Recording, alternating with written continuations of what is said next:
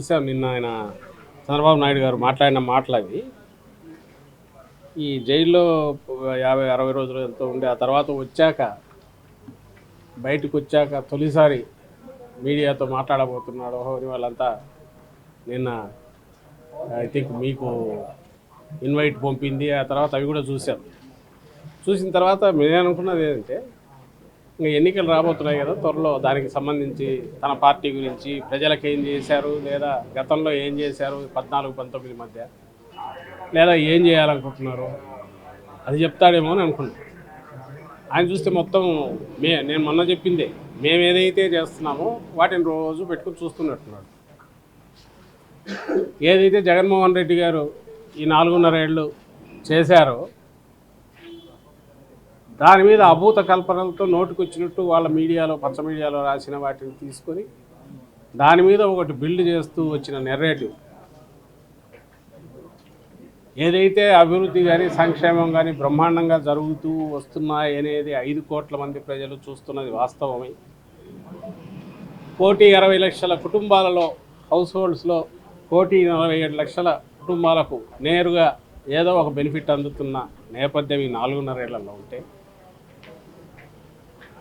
ఇవి ప్రతిదీ పేద ప్రజలు పూర్తి తమ హక్కు కింద అనుభవిస్తుంటే,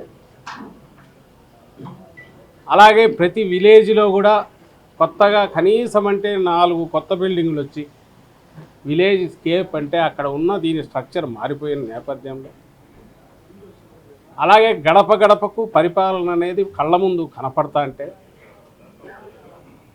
రాష్ట్రంలో 35 లక్షల ఎకరాలకు గతంలో ఎన్నడూ లేని రకంగా అసైన్డ్ ల్యాండ్స్తో సహా వివిధ రకాల రైతులకు హక్కులు లేని వాటి మీద సర్వ హక్కులు కల్పిస్తూ ఈ ప్రభుత్వం నిర్ణయం తీసుకుని అమలు చేస్తుంటే, అంటే ఆ హక్కులు ఇవ్వడం అంటే వాటి వాల్యూ పెరిగిపోయింది ఒక్కసారి. 31 లక్షల ఇంటి స్థలాలు, దాని విలువ మాత్రమే 70,000 కోట్ల పైన ఉండేది. అది అక్క చెల్లెమ్మ పేరు మీద జగన్మోహన్ రెడ్డి గారు ఇచ్చిన నేపథ్యం. 20 లక్షల ఇళ్ళు పైగా కన్స్ట్రక్షన్, అందులో 5 లక్షల ఇళ్ళు ఆల్రెడీ అయిపోయాయి. ఇంకొక 5 లక్షల ఇళ్ళు జనవరికి పూర్తి చేయాలని తలపెట్టి జరుగుతుంటే, రాష్ట్రంలో ఉన్న 16,000 కోట్లతో మొత్తం నాడు నేడు కింద పాఠశాలల రూపం మొత్తం మారిపోయి ఇంగ్లీష్ మీడియం వచ్చి, బైలింగల్ టెక్స్ట్ బుక్స్ వచ్చి, డిజిటల్ క్లాస్ రూమ్స్ వచ్చి, ఒక పేదలకు అదేదో అందరి మానుపండుగా ఉన్న విద్య అనేది పూర్తి ఆత్మవిశ్వాసంతో కాన్ఫిడెన్స్తో కార్పొరేట్ విద్యకు ధీటుగా వాళ్ళు స్కూళ్ళకి వెళ్తుంటే, స్కూళ్ళ రూపురేఖలన్నీ మారిపోతే, ఆసుపత్రులు స్వాతంత్రం వచ్చాక 11 మెడికల్ కాలేజీలు ఏమిటి ఇప్పుడు మరి 17 కొత్తగా యాడ్ అవుతుంటే, అన్నిటికీ నిన్నటికి నిన్న స్వాతంత్రం తర్వాత ఇప్పటి వరకు ఎవరూ పట్టించుకొని ఉద్దానం కిడ్నీ వ్యాధిగ్రస్తులకు సంబంధించిన సమస్య బహుశా లక్షల మంది చనిపోయి ఉంటారు ఇప్పటికీ.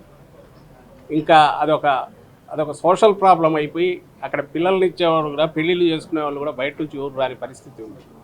దానికి శాశ్వతంగా పరిష్కారం 14-19 మధ్య ఈయన చంద్రబాబు ఉన్నాడు, అప్పుడేం చేయలే. ఆ రోజు ఈయన దత్తపుత్రుడు ఉద్దానం గురించి నేను క్యాంపెయిన్ అన్నాడు.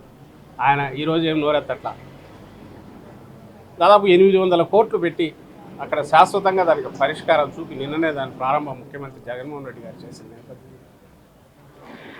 ఆర్టీసీ అసలు ఎవరు కలుపుతారనుకొని దీన్ని మెర్జీ చేసి 50,000 కుటుంబాలకు 50,000 మందికి అట్లా ఆ రకమైన ఏదైతే వాళ్ళ చిరకాల ఆకాంక్ష ఉందో అది తీర్చిన జగన్మోహన్ రెడ్డి గారు చేసిన నేపథ్యంలో,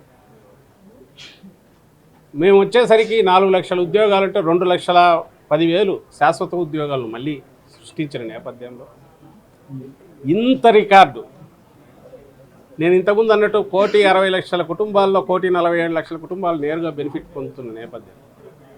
ఈయన ఎవరికి చెప్తున్నాడు కథలు చంద్రబాబు నాయుడు? ఎక్కడా ఏమీ జరగలేదు, అభివృద్ధి జరగలేదు, ఇంకోటి లేదు అని చెప్పడానికి ఏమీ లేదు. ఎందుకంటే ప్రతి ఒక్క కుటుంబంలోనూ ఏదో ఒక రకమైన బెనిఫిట్ పొందింది. పోనీ 14-19 మధ్య నేను ఇది చేసి ఏం చేసావో చెప్పు స్వామి, అవి చెప్పు, మీరు చేసినవి, ఇదిగో నేను ఇది చేశానని ఒక్కటి చెప్పండి అంటే ఎందుకు చెప్పలేకపోతున్నాను? నేను ఇంతగా స్ట్రెస్ పెట్టి ఎందుకు అంటున్నానంటే రిమోట్ పాస్ట్ కాదు, 14-19 అందరి మస్తిష్కాల్లో ఇంకా ఫ్రెష్గా ఉంది. చంద్రబాబు నాయుడు ఏమీ చేయకపోగా రాచి రంపాన పెట్టాడని అందరికీ తెలుసు. తుఫాను, కరువులు ఆయన హయాంలో వచ్చిన ప్రతి సందర్భంలోనూ అసలు ఎప్పటికి లెక్కలు తేల్చేవాళ్ళు, అసలు ఇన్పుట్ సబ్సిడీలు ఎప్పుడు ఇచ్చేవాళ్ళు, అది వచ్చేసరికి వాళ్ళ పరిస్థితి ఏమయ్యేది, లెక్కలు తీయమనండి, చెప్పమనండి ఒకసారి. ఇదిగో ఫలానా తుఫాను వచ్చినప్పుడు నేను ఇమ్మీడియట్ ఇంత పే చేశాను, ఇదిగో ఇది చూపమనండి. లేదా కరువు వచ్చినప్పుడు ఇదిగో నేను ఇంత చేశాను చెప్పమనండి. ఈ ప్రభుత్వం, జగన్మోహన్ రెడ్డి గారి ప్రభుత్వం నిన్నటికి నిన్న నేరుగా ప్రతి కలెక్టర్కు ఇమ్మీడియట్ అమౌంట్ దగ్గర పెట్టి, జిల్లా కలెక్టర్ తక్షణ సాయం కావాల్సినవన్నీ అందించడం, ఇంకా కేంద్రాలకు, తుఫాను కేంద్రాలకు రాకుండా అఫెక్ట్ అయితే వాళ్ళకు కూడా 2,500 రూపాయలు అడిషనల్గా ఇచ్చి, ముందు మానవత్వం ఉన్న ప్రభుత్వంగా రుజువు చేసుకోండి, మళ్ళీ నేను వచ్చేసరికి జనంలోకి వచ్చేసరికి మా కలెక్టర్ బాగా పనిచేశారని సంపాదించుకోండి అని ఫ్రీడమ్ ఇచ్చి పనిచేయించిన ప్రభుత్వం ఇటుపక్క ఉంటే, ఈ పెద్ద మనిషి సెంటర్కి రాస్తాడు 22 లక్షల ఎకరాలు. ఏం లెక్కలే వీరికి? తలకాయ ఉండి రాసేవేనా అవి? 10,000 కోట్లు రాసి అయిందేం పోయింది? మొత్తం రబీ అంతా పోయింది. ఒక 50,000 కోట్లు ఇవ్వండి అనొచ్చు. అప్పుడు ఎవడో అన్నట్టు కొండ ఎత్తి పెట్టండి నేను మోస్తానంటే కొండ పెట్టలేడు కదా అన్నట్టు. ఇది బాధ్యతతో కూడిన రాజకీయ నాయకుడు చేసే పనేనా? అసలు 22 లక్షల ఎకరాలని ఏ బేసిస్ మీద వచ్చాడు ఈయన? నష్టం జరిగింది 10,000 కోట్లు. ఊరికి నేను పెద్దగా అడిగాను చూడండి మీ తరపున అని చెప్పుకోవడానికి. కాకపోతే ముఖ్యమంత్రిగా పనిచేసిన వ్యక్తి బిహేవ్ చేయాల్సిన పద్ధతి అనేది. మా ప్రభుత్వం ఏం చేసింది? ఇమ్మీడియట్ రాగానే వరుసగా జరుగుతున్నాయి, ప్రకటించారు. ఇంత ట్రాన్స్పరెంట్గా పంట నష్టం అంచనాలు వేసిన తర్వాత, ఎన్యూమరేషన్ మొదలయ్యాక, సామాజిక తనిఖీకి కూడా మళ్ళీ పెడతాం రైతు భరోసా కేంద్రాల్లో అని పెడుతున్నారు. మళ్ళీ దాని తర్వాత ఎవరైనా మావి లేవని వచ్చినా, ఇంకోటి వచ్చినా అవి యాడ్ చేస్తాము. ఇంకా ఎవరైనా మిస్ అయిన ఫైనల్ లిస్ట్ పెట్టాక కూడా మళ్ళీ నెలాఖరు వరకు టైం ఇస్తున్నామని ఇక్కడ ప్రకటిస్తే, అంటే జల్లడబెట్టి ఎక్కడన్నా మిగిలి అర్హత ఉన్న, సంక్షేమానికి అర్హత ఉన్న కుటుంబం కానీ వ్యక్తి కానీ ఉంటే వాళ్ళని తీసుకొచ్చి ఇది అందజేస్తున్నారు. అలాగే ప్రభుత్వం నుంచి ఏ సహాయం అందాల్సి ఉన్నా, అది ఈ వరద బాధితులకు కానీ, తుఫాను బాధితులకు కానీ, లేదా కరువు దీనికి సంబంధించింది కానీ, దానికి సంబంధించి కూడా సోషల్ ఆడిట్ అనేది పెట్టి స్పెషల్గా కావాల్సినంత టైం ఇచ్చి క్లెయిమ్ పెట్టుకోమని మళ్ళీ చూసి కూడా ఇవి చేస్తుంటే, ఇంత ట్రాన్స్పరెంట్గా జరుగుతుంటే నీకు తప్పు పట్టడానికి ఎక్కడా అవకాశం లేక, నువ్వు 300 రోజులు పైగా హైదరాబాద్లో కూర్చున్న వ్యక్తివి, నువ్వు అసలు ఆంధ్రప్రదేశ్తో నీకు సంబంధం లేదు, గెస్ట్ లాగా వస్తావు, వచ్చి పైన తిరుగుతావు, తిరిగేసి నీ ఇష్టం వచ్చిన ఇవి పెట్టడం ఇంకోటి చేసి ఒక ఫాల్స్ ఇది క్రియేట్ చేసే ప్రయత్నం చంద్రబాబు నాయుడు చేసి దాంట్లోనే ఇంకా కొట్టుకుపోతున్నాడని నిన్న ప్రెస్ కాన్ఫరెన్స్ చూసినా అర్థమవుతుంది. ఒక్క మాటన్నా రెలవెంట్ ఉందా ఆయన మాట్లాడిన దాంట్లో? స్టేట్కి సంబంధించి కానీ ప్రభుత్వానికి సంబంధించి కానీ ఇంకా 3 నెలల్లో వచ్చేస్తా, 3 నెలల్లో వచ్చి ఎక్కడికి వస్తారు? లేదా ప్రజామోదంతో అభ్యర్థులు ఎంపిక అంటారు. అసలు ప్రజామోదం నీకే లేదు. చంద్రబాబు నాయుడినే రిజెక్టెడ్ 19లోనే కొట్టేశారు. నిజంగా 14-19 మధ్య ఆయన ఒక మోతాదులో పనిచేసి ఉన్నా, ప్రజల గురించి ఆలోచించి ఉన్నా, ఇంత సున్నా స్థాయికి ఆల్మోస్ట్ దగ్గరగా తీసుకొచ్చేసి అడ్డంగా రిజెక్ట్ చేసేవాళ్ళు కాదు ఆంధ్రప్రదేశ్ ప్రజలు. నువ్వు చేయకపోగా రాచి రంపాన పెట్టావు, చీకట్లోకి దోసావు, స్టేట్ను దోచుకున్నావు అడ్డంగా అని పూర్తిగా తెలిసి అనుభవం అయినందువల్లనే అవుట్ రైట్ రిజెక్ట్ చేశారు. చెత్తపుట్టలో వేశారు తెలుగుదేశం పార్టీని, ఆ పార్టీ అధ్యక్షుడిగా ఉన్న చంద్రబాబు నాయుడు. అది ఆయనకు తెలుసు కాబట్టే ఎప్పుడు వచ్చినా, అంటే హైదరాబాద్లో ఉంటే అక్కడ ఆస్తులు ప్రొటెక్ట్ చేసుకోవచ్చు, తన వాళ్ళ బినామీల ఆస్తులు ప్రొటెక్ట్ చేయొచ్చు అనే ఉద్దేశంతో అక్కడ ఉంటున్నాడు తప్ప ఆంధ్రప్రదేశ్కి రావాలని ప్రయత్నం చేయట్లా. అతను చేయట్లా, అతని కొడుకు చేయట్లా, అతని దత్తపుత్రుడు చేయట్లా. సో అక్కడుండి గెస్ట్గా వచ్చి ఆంధ్రప్రదేశ్లో ఏం జరుగుతోంది అనేది కూడా అక్కడ ఉండి అక్కడ కూర్చొని రాయిస్తున్నది రామోజీరావు కానీ, రాధాకృష్ణ కానీ వాళ్ళు రాసినవన్నీ తెచ్చి ఇక్కడ ఎన్నికలు వచ్చేసరికి జగన్మోహన్ రెడ్డి గారు వద్దంట ఈయన తీసుకొస్తారంట ప్రజలు. సరే పగటి కళలు కంటున్నాడా అనుకుంటే అది కూడా దాటిపోయినట్టున్నాడు. నాకు అనుమానం వస్తుంది ఈయన ధీమా ఇదేమన్నా మనం సినిమాల్లో చూస్తుంటాం. ఇంకా దెబ్బలు తిని తిని తిని అంతా అయిపోయినా కూడా ఆ విలన్ ఏమన్నా కూర్చొని క్షుద్ర పూజలు చేస్తూ అంటాడు, చేతబడులు చేస్తూ అంటాడు. ఇంకా ఏదో కుట్ర పని ఏం చేయొచ్చో చూస్తూ అంటారు. బహుశా అలాంటివి ఏమన్నా మొదలు పెట్టాడేమో. లాస్ట్ ఎలక్షన్స్ ముందు ఆ కనకదుర్గమ్మ గుడిలో అక్కడ పోయి క్షుద్ర పూజలు చేయించినట్టున్నారు. ఇప్పుడు కూడా చేస్తున్నట్టున్నారు. ఏదో తాంత్రిక పూజలు ఇవి చేస్తున్నట్టున్నారు. వాటి మీద నమ్మకంతో ఏమైనా మాట్లాడుతున్నాడేమో అర్థం కావట్లేదు. జగన్మోహన్ రెడ్డి గారిని ఎందుకు వద్దనుకుంటారు జనం? నిన్ను ఎందుకు కావాలనుకుంటున్నాడానికి ఒక రీజన్ లేదు. జగన్మోహన్ రెడ్డి గారిని వద్దనుకోవడానికి కూడా ఎలాంటి రీజన్ లేదు. పైగా ఈయన ఉంటేనే మాకు ఇవన్నీ జరుగుతాయనే ధీమాతో ఉన్నారు కాబట్టి, జనం ఆ నమ్మకంతో ఉన్నారు కాబట్టి మేము ఎక్కడ పోయినా, పార్టీ ఎక్కడికి పోయినా రెస్పాన్స్ అంత ప్రమాణంగా వస్తుంది. ఇంకా అభ్యర్థుల గురించి, మార్పుల గురించి అవాకులు చివాకులు పేలుతున్నాడు ఆయన. అసలు నువ్వు ఎక్కడి నుంచి పోయినావు? నువ్వు పోయి బీసీ సీట్లు ఎందుకు పోయినావు? చంద్రగిరి రోజులు కుప్పం ఎందుకు పోయినావు? మీ వియ్యం కూడా ఆయన బాలకృష్ణ హిందూపూర్కి ఏం సంబంధం? అసలు నీ కొడుకు మంగళగిరికి ఏం సంబంధం? మరి ఒక బీసీ సీట్లో పోయి నువ్వెందుకు పోయినావు? మేము అక్కడ ఒక బీసీని పెడుతున్నావు, నువ్వెందుకు పోయినావు? బీసీ సీట్లో నీ కొడుకు ఉన్న బీసీ అభ్యర్థిని తీసేసి నువ్వెందుకు పోయినావు? అక్కడికి నీ కొడుకుని ఎందుకు తీసుకెళ్ళావు? మొన్న చెప్పాం, మళ్ళీ చెప్తున్నాం. మా పార్టీ ఏమి చేయాలా, ఎలా చేయాలి, అభ్యర్థులను ఎవరిని పెట్టాలి, పర్ఫెక్ట్ టీం ఎట్లా ఉండాలి అన్నదానికి ఒక బేసిస్ మీద పనిచేస్తున్నాం. ఈరోజు కొత్తగా వచ్చింది కాదు, గత సంవత్సరం నుంచే ముఖ్యమంత్రి గారు చెప్తున్నారు ఎమ్మెల్యేలందరికీ, జనంలోకి ఆల్రెడీ ఉన్నాం, ఇంకా పెంచండి. అలాగే ఎన్నికల దగ్గరకు వచ్చాక అన్నీ ఇవి బేరీజ్ చేసుకున్నాక టీం అనేది పర్ఫెక్ట్ టీం చేసుకున్నాం. ఇది ఎంత ముఖ్యమైనదో పార్టీ పదవి అంతే ముఖ్యమైనది. ప్రతిదీ బాధ్యతగానే మనం చూస్తాం కాబట్టి మీరు ఎక్కడ ఇది కావాల్సిన అవసరం లేదు. మీ వంతు మీరు కృషి చేయండి. మిమ్మల్ని సర్వీసెస్ ఎట్లా వాడుకోవాలని అట్లా వాడుకుంటామంటున్నారు, మారుస్తున్నారు, చేస్తున్నారు. సిటిజన్స్ ఫర్ డెమోక్రసీ పేరుతో నిమ్మగడ్డ రమేష్ ఉన్నారు, L V Subrahmanyam, retired judge Lakshmana Reddy, వీళ్ళందరూ కలిసి దొంగ ఓట్ల మీద. రిటైర్డ్ జడ్జి కాదు ఆయన, లక్ష్మణరెడ్డి. ఈయన వేరు, మా దగ్గర నుండి పోయింది. ఆయన పేరు ఏదో భవానీ ప్రసాద్. అందరూ కలిసి సిటిజన్స్ ఫర్ డెమోక్రసీ అని పెట్టుకుని కంప్లైంట్ ఇదే ఈ అవుట్ఫిట్ కూడా దాని గురించి కూడా చెప్పాలి. ఈయనకు ఒకటి చంద్రబాబు నాయుడు తెలిసిపోయింది, ఈ 2024లో 0 కూడా వచ్చే అవకాశం లేదు ఎక్కడ, కుప్పంతో సహా. దీనికి ఒక ఇంటర్ప్రిటేషన్, ఒక నెరేటివ్ కావాలి ఆయన రేపు చెప్పడానికి. ఫస్ట్ అందువల్ల కొండకు ఇంటర్వ్యూ ఇట్లా అయినట్టు లాగుతున్నాడు వేసి. నేను ఇంతకుముందు అంటే క్షుద్ర పూజలు చేసుకుంటున్నాడో ఏం చేస్తున్నాడో తెలియదు, కానీ అవన్నీ పనిచేసి ఏదో అయిపోయి నేను అవుతానా అనేది ఆయన కోరిక, ఆయన అత్యాశ. కాని పక్షంలో ఒక ఆర్గ్యుమెంట్ ఉండాలి కదా, దాన్ని కూడా రెడీ చేసుకుంటున్నాడు.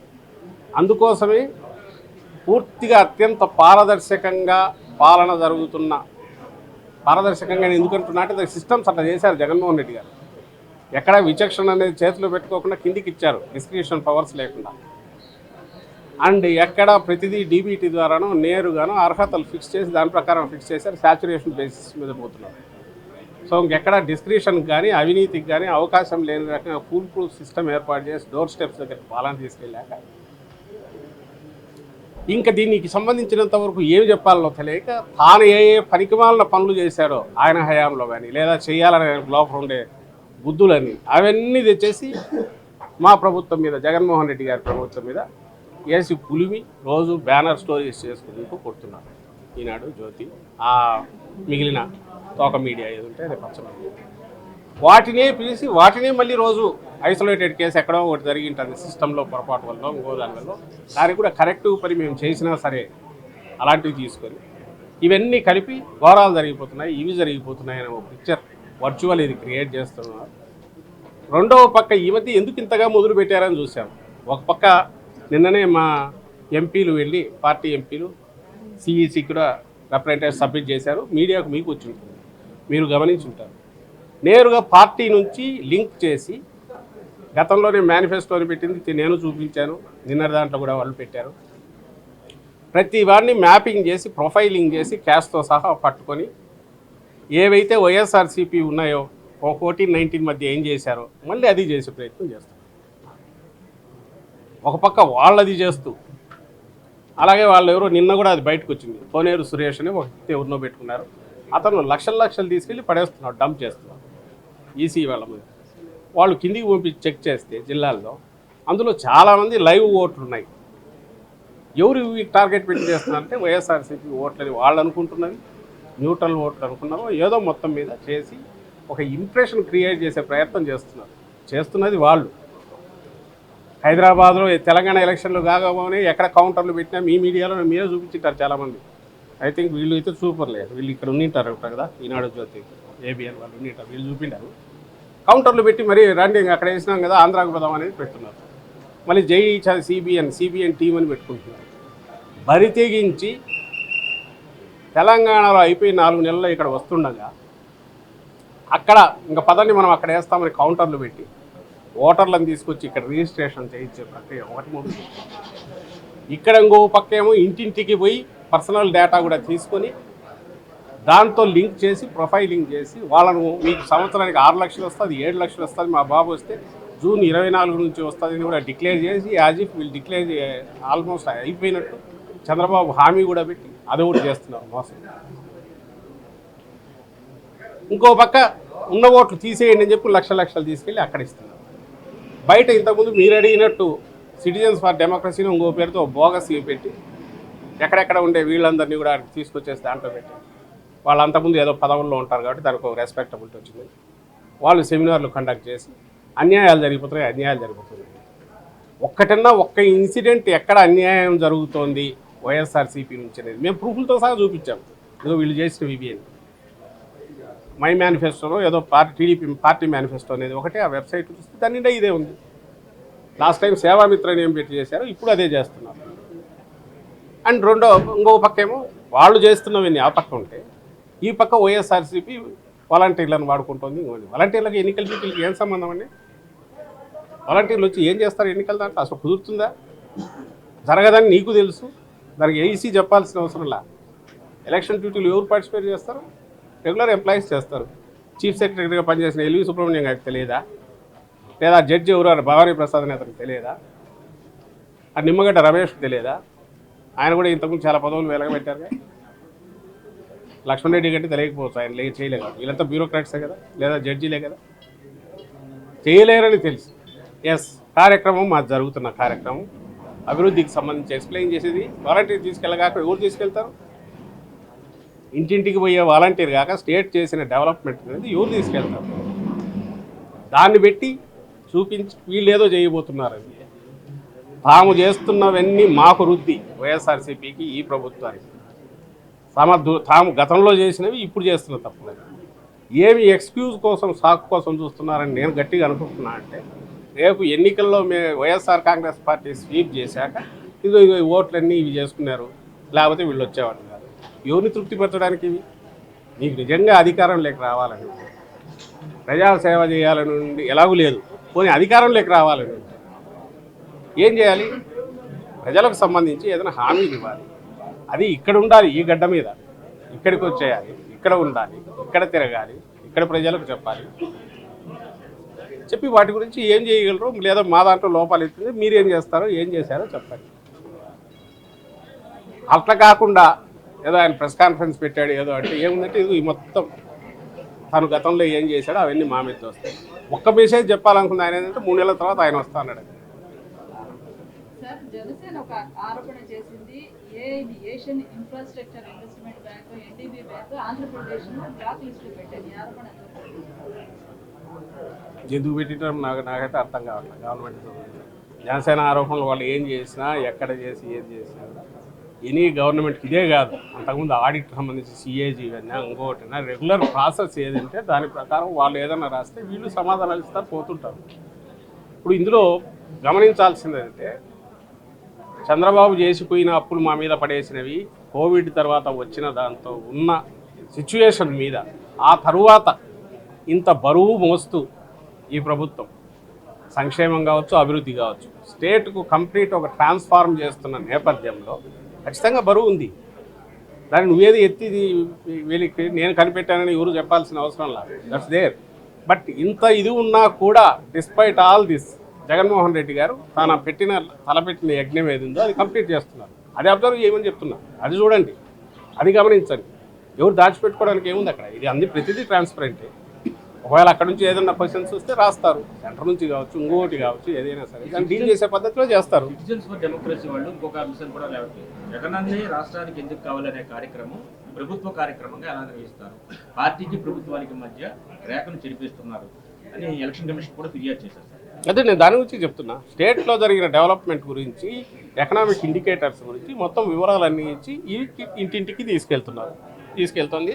అది గవర్నమెంట్ ప్రోగ్రామ్, గవర్నమెంట్ గారు ఎవరు తీసుకెళ్తారు? వాలంటీర్స్ తీసుకెళ్తారు. చంద్రబాబు ఇప్పుడు ఎలక్షన్ టైంలో ఎన్నికల మద్యపాన నిషేధం చేస్తామని చెప్పి లేకపోతే ఓట్లు అడగమన్న వైసీపీ ఇప్పుడు ఏ రకంగా వెళ్ళి ప్రజల్లోకి ఓట్లు అడగగలరు అని చంద్రబాబు ఆ రోజు మద్య నియంత్రణ అని చెప్పింది, కంట్రోల్ చేయడానికి రకరకాల పద్ధతులు ఏది చేస్తున్నారు. అలాగే మేనిఫెస్టోలో ఆయన అంటున్నాడు, నేను ఇది ఒక్కటే అడుగుతున్నాను, ఎందుకు మేము 100% జగన్మోహన్ రెడ్డి గారు మార్కులు వేసుకోవట్లేదు లేదా మేము కూడా అనట్లేదంటే ఈ కారణాలు. 99.5% దాకా పూర్తి చేసిన హామీలు ఉన్నాయి, వాటిని గురించి చూసి చెప్పమనండి ఆయన. దీనికి సంబంధించి కూడా ఒక సోషల్ ఇష్యూగా కూడా ఉన్న దీంట్లో మ్యాక్సిమం కంట్రోల్ చేశారు. రెవెన్యూ తగ్గకుండా ఓ పక్కనే చేసుకుంటూ ఇంకో పక్క కన్జంప్షన్ పూర్తి తగ్గేట్టు ప్రయత్నం చేస్తుంది. అది ఒక ఏదైతే దానివల్ల కుటుంబాలు నాశనం గారి పరిస్థితి మెయింటైన్ చేస్తూ బ్యాలెన్స్ దీంట్లో పోతున్నారు. దానికి సంబంధించి నువ్వు ఏదైతే దాన్నే పట్టుకొని దీన్నే అడుగుతున్నాడు, దాన్ని మిగిలిన 99% వాటి గురించి చూసి వాటి చెప్పు. నువ్వేం చేసావు వాటి చెప్పు. నువ్వు బెల్ట్ షాపులు నీ హయాంలో వచ్చి బెల్ట్ షాపులు ఎవరంటే చంద్రబాబు గుర్తొచ్చే పరిస్థితి నీది. నేను అదే అంటున్నా కదా, నీ ఒళ్ళంతా ఇది పెట్టుకున్నాడు. మా జగన్మోహన్ రెడ్డి గారికో మాకు ఎక్కడ మరక ఉంది అని చూసి చిన్న మరక చుక్కలాగా ఉండేది కనపడుతుంది అని చూసి వెతికే ప్రయత్నంలో నువ్వు కింద మీద పడుతున్నావు. నీ వైఫల్యం అక్కడే కనపడుతుంది. చంద్రబాబు నాయుడు వైఫల్యం అసలు ఎక్కడ ఏం పాయింట్అవుట్ చేయాలనే పరిస్థితిలో ఉన్నారు. కాబట్టి ఏదైతే ఇష్యూ మేము కూడా చెప్తున్నాము, నియంత్రణ దిశగా లాంగ్ టర్మ్లో ప్రయత్నం చేస్తామంటున్నాము, దాన్నే పాయింట్అవుట్ చేసి ఇది ఎందుకు చేయలేదు చెప్పంటే ఆయన అక్కడే తెలుస్తుంది కదా, ఎట్టి పీరియడ్ దివాలా కోరుతాం అక్కడే తెలుస్తుంది కదా. పూర్తిగా ఆయన చేత ఆయన కోసం పెట్టబడిన సంస్థ అది. వాళ్ళందరూ కూడా అటుండే వాళ్ళని చూస్తే ఉన్నట్టుండి ఎట్లా పుట్టుకొస్తారు చెప్పండి నాకు. వాళ్ళకి ఒక్కసారి ఎక్కడ లేని ఆలోచనలన్నీ వచ్చి నలుగురు భావసారూప్యం కలిగిన వ్యక్తులందరూ అక్కడికి వచ్చి కూర్చొని దానికి ఎట్టి వాళ్ళు కపిల్ సిబ్బాల్లో ఎన్నో ఎంగేజ్ చేశారంటేనే అర్థం అవుతుంది కదా. ఎల్వి సుబ్రహ్మణ్యం గారికి కుదురుతుందా? అంత డబ్బులు పే చేయగలరా? వాళ్ళ ఫీజులు ఎంత? సుప్రీంకోర్టులో వేసిన దాంట్లో ఐ థింక్ కపిల్ సిబ్బాల్ని అనుకుంటారు, అభిషేక్ సింగ్ ఎవరో మొత్తం మీద టాప్ నాచ్ లాయర్నే పెట్టారు. వాళ్ళ ఫీజులు కోట్లల్లో ఉంటుంది. మరి అక్కడ ఉండే వాళ్ళల్లో జస్టిస్ భవానీ ప్రసాద్ గారు కానీ, నిమ్మగడ్డ రమేష్ గారు కానీ, ఎల్వి సుబ్రహ్మణ్యం గారు కానీ, ఆయన లక్ష్మణ్ రెడ్డి గారు కానీ వాళ్ళే కనబడుతుంటారు. ఈ నలుగురు వీళ్ళకి ఏమన్నా అంత శక్తి ఉంటే మరి వాళ్ళ ఐటీ రిటర్న్స్ అవి పెట్టి ఇదో మేమే చేసామని చూపు మనకి అభ్యర్థులు అభ్యర్థుల మార్పుల విషయంలో మీరు క్లియర్గా ఒక మాట చెప్తున్నారు, పర్ఫార్మెన్స్ బేస్డ్ అయినారు. కేవలం ఇప్పుడున్న ఎమ్మెల్యేలను మార్చడం వల్ల పర్ఫార్మెన్స్ బేస్డ్ అయినప్పుడు ఈ ఎమ్మెల్యేలను ఇంకో ప్లేస్లో పెట్టడం వల్ల ఆ పర్ఫార్మెన్స్ అక్కడ వర్కౌట్ అవుతుందని భావిస్తుంది party. Performance in the sense local conditions పెట్టి ఉండొచ్చు, దీనివల్ల వీళ్ళ రిక్వైర్మెంట్ ఇంకో దగ్గర అయితే బాగుంటుండొచ్చు. వీటికి సంబంధించి అన్ని బేరీజ్ వేసుకొని మేము పెట్టుకుంటున్న టీమ్ ప్లేయర్స్ అబ్బాయి, ఇది మా టీం. ఇది జగన్మోహన్ రెడ్డి గారు చంద్రబాబును పెట్టుకోమని వద్దనే అన్నాడు. చంద్రబాబు నాయుడు అదే ఇంతకుముందు ప్రజామతం ఆయనకే లేదు, వాళ్ళకే దొరుకుతుంది కానీ అది చూసేది ఏముంది. మళ్ళీ ఎవరికి చెప్పాలంటే రహస్యం అంట, ఏమో ఓపెన్ ట్రాన్స్పరెంట్ పెట్టచ్చుగా. జగన్మోహన్ రెడ్డి గారు ఆ రోజు చెప్పారు, ఈ రోజు చెప్పారు, ఎక్కడన్నా అవకాశం ఇచ్చిన చోట వేరే చోట అడ్జస్ట్ చేస్తాం లేదా పార్టీలో వాడుకుంటాం అన్నాక అంతా అయ్యాక 175 మందిని వైఎస్ఆర్ కాంగ్రెస్ పార్టీ చాలా ధీమాతో ఆత్మవిశ్వాసంతో పెట్టిందా, తడబడుతూ పెట్టిందా, కింద మీద పడి డెస్పరేట్గా పెట్టిందా అనేది మీరే చూస్తుంటారు. మేము అనుకోవడం అయితే కూల్గా చేస్తున్నాం, దాని క్యాలిక్యులేషన్స్ వీలైనంత చేస్తున్నాం. ఇంటర్నల్ డిస్కషన్స్ జరుగుతూనే ఉంటాయి. ఓవర్ నైట్ చేసింది కాదు, హఠాత్తుగా ఏదో లేచి ఏదో చేయాలని చేసింది కాదు. ఓవర్ ది పీరియడ్ జరుగుతూ వస్తున్నాయి. వీటిలో చేంజెస్ ఉంటాయి, మళ్ళీ ఇది అవుతాయి. ఆఖరికి వచ్చేసరికి ఒక టీం వస్తుంది. అటువైపు ప్రజలకు ఇవ్వాల్సింది ఏంది? మేమైనా తెలుగుదేశం పార్టీ అయినా ఇక్కడ అల్టిమేట్ నేను ఆయన అనడమో చంద్రబాబు నాయుడు లేకుంటే ఆయన కింద ఉండే వాళ్ళ మమ్మల్ని అనడమో కాదు. మేము అడ్రస్ చేసినా, తెలుగుదేశం పార్టీ అడ్రస్ చేసినా, చంద్రబాబు నాయుడు గారు చేసినా, మేము చేసినా ప్రజలకు అర్థం కావడానికి మా వాదన మేము వినిపిస్తున్నాం, ఆయన వాదన ఆయన వినిపిస్తున్నాం. మాకు తెలిసి ప్రజలకు సంబంధించిన తర్వాత వైఎస్ఆర్సీపీ చాలా నిబ్బరంగా ధీమాతో ఆత్మవిశ్వాసంతో అడుగులు వేస్తున్నట్టు కనపడుతుందని మేము అనుకుంటున్నాం. రేపు పర్ఫెక్ట్గా టీం దించుతాం. నువ్వు దించు, నువ్వు పెట్టు, వాళ్ళనే పెట్టుకోవద్దనిలా. లాస్ట్ 175 మంది ఉంటే వాళ్ళు నీ దగ్గర పెట్టుకో. ఆ 175లో ముందు నీ దత్తపుతోటికి ఎన్ని ఇస్తున్నావు చెప్పు.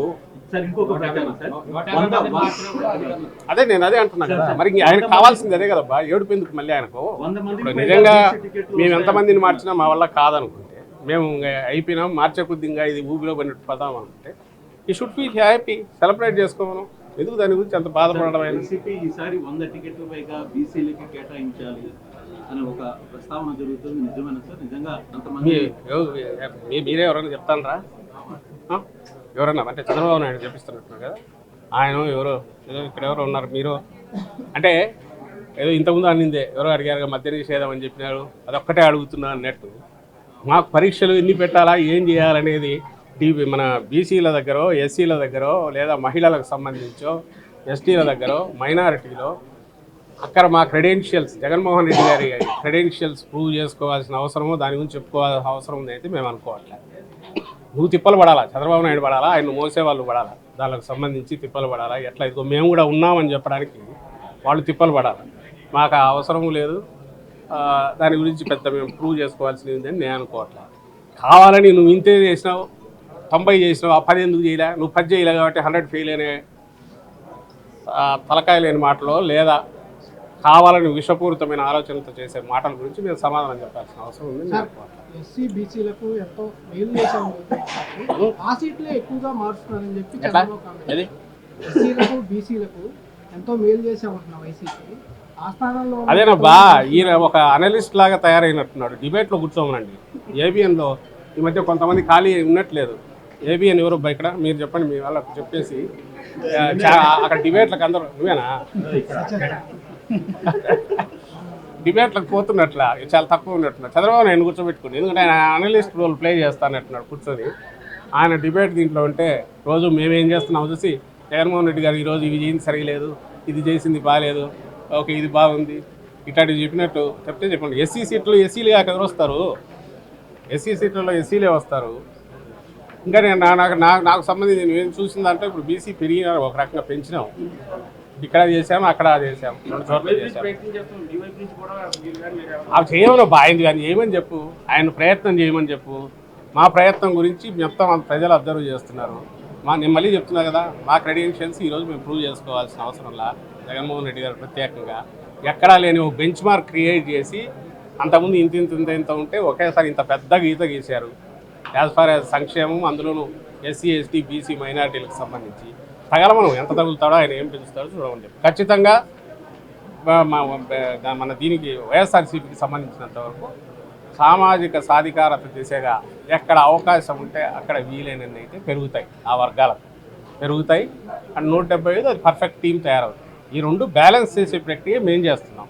చేతనైతే చంద్రబాబు నాయుడు గారు అది చేసుకోమని చెప్పండి, అంతే తప్ప మా దానిలకు సంబంధించి రోజు పొద్దుమూని కామెంట్స్ చేయడం వల్ల ఆయనే ఇదైపోతాడు. ఆల్రెడీ ఎత్తిపోయినాడు.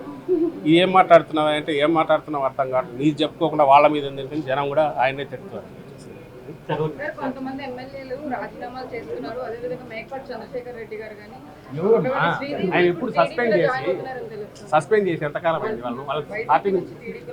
ఎవరుమ్మా ఏం మీ కొత్తగా వచ్చినట్టున్నారు కదా, మేకపాటి చంద్రశేఖర్ రెడ్డి కానీ మిగిలిన వాళ్ళను చాలా కాలం అయిపోయింది పార్టీ నుంచి తప్పించుకోవాలి. లేదు, పార్టీలో లేరు. పార్టీలో లేని వాళ్ళు ఎక్కడికి వచ్చి మాట్లాడుతున్నారు నేను చెప్పాలి.